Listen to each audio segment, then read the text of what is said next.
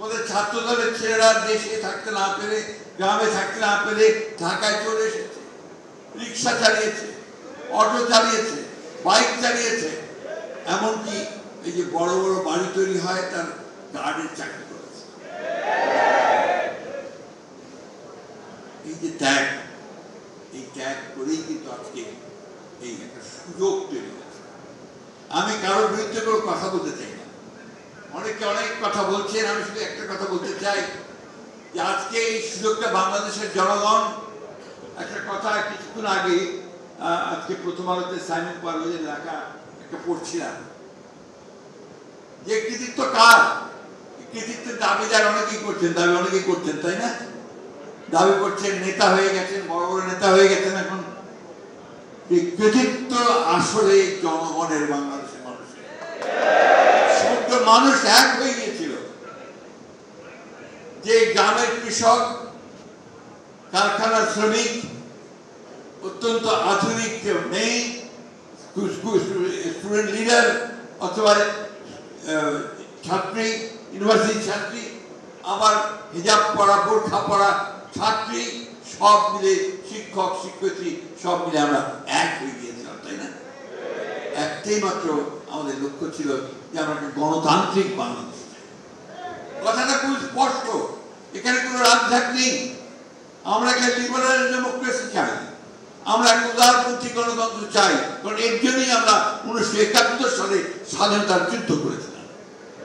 সেদিনও প্রায় 30 লক্ষ মানুষ শহীদ হয়েছিল, আমাদের মা বোনদের সম্ভ্রম নষ্ট হয়েছিল। সেই কথাগুলো আজকাল কেউ উচ্চারণ করে না, কিন্তু সেটাই ছিল আমাদের ভিত্তি। সেই ভিত্তিটার উপর করেই আমরা কিন্তু সামনের দিকে এগিয়ে আজ পর্যন্ত এইখানে এসেছি। অনেকেই হতাশ হয়ে যাচ্ছেন আপনারা, আমাদের নেতা কর্মীরা অনেকেই হতাশার কথা বলেছে, দুঃখের কথা বলেছে, ক্ষোভের কথা বলেছে। কিন্তু আমি আমার এই বয়সে, অনেক বয়স, আমি কিন্তু এতটুকু হতাশ নই। বাংলাদেশের এই ভূখণ্ডের মানুষের এটাই হচ্ছে ইতিহাস। লড়াই করে করেই বাংলাদেশের মানুষ বেঁচে থাকে, এবং ঝড় ঝঞ্ঝা, সাইক্লোন, সমস্ত প্রাকৃতিক দুর্যোগকে উপেক্ষা করে বাংলাদেশের মানুষ বাঁচার স্বপ্ন দেখে।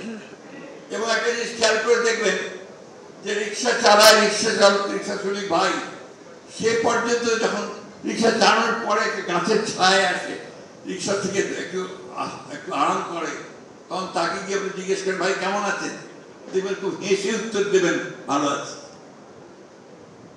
প্রত্যেকটি মানুষের মুখে একটা হাসি আছে, এত কষ্ট, এত ত্যাগ চেষ্টার পরে আজকে সেই আন্দোলনটা, আজকে তাদেরকে আমি একটা বলি যে 1971 সালের যে স্বাধীনতা যুদ্ধ, পরবর্তীকালের যে স্বাধিকারের জন্য স্বৈরাচারের বিরুদ্ধে যে আন্দোলন, সবকিছু বলে এই যে সংগ্রাম, এই যে গণ অভ্যুত্থান, এটা আমাদের কিন্তু একটা সম্পূর্ণ নতুন একটা সম্ভাবনার দ্বার খুলে দিয়েছে।